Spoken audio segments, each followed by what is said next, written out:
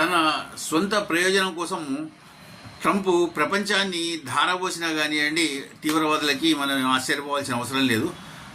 ఆ ప్రక్రియలోనే భాగంగా ఇప్పుడు కొంత భాగాన్ని ఆయన ఆల్రెడీ ఉపయోగించుకున్నాడు. అది ఎట్లాగంటే క్రిప్టో కరెన్సీ బిజినెస్లోకి ట్రంప్ కుటుంబం ఎంటర్ అయింది. వాళ్ళు ట్రంప్ ఎవడైతే ఉన్నాడో వాడు రాజకీయాల్లో కన్నా అతను ఒక బిజినెస్ మ్యాన్ అన్న విషయాన్ని మనం బాగా గుర్తుపెట్టుకోవాలి. ఇక్కడ అతని ఇద్దరు కొడుకులు కూడా క్రిప్టో కరెన్సీ బిజినెస్లోకి ఎంటర్ అయ్యారు.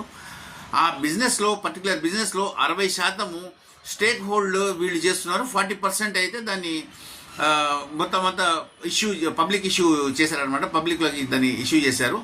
అయితే ఆ కరెన్సీని వాళ్ళు పాకిస్తాన్లో ఎస్టాబ్లిష్ చేద్దాం, పాకిస్తాన్లో దాన్ని ప్రవేశపెడదామని చూస్తున్నారు. అది వాళ్ళ మెయిన్ ఉద్దేశము.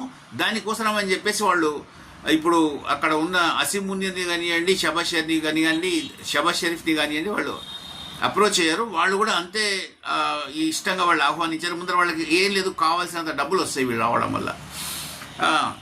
వచ్చారు వాళ్ళు ఇప్పుడు అక్కడ అది ఎస్టాబ్లిష్ చేస్తున్నారు.